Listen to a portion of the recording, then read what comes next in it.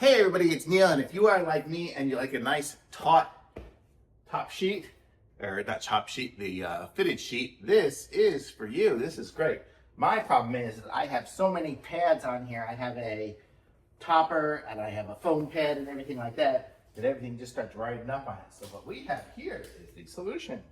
This goes into the corner there, and you see it's got those areas there. So then I pull my sheet over it, like I was normally making my bed. Instead of wrapping it around the mattress, I wrap it around this. And then it's got these two little areas there, and there's these two little clips like this.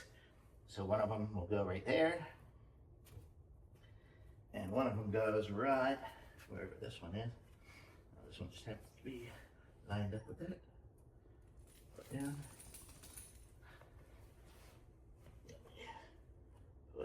And there we go.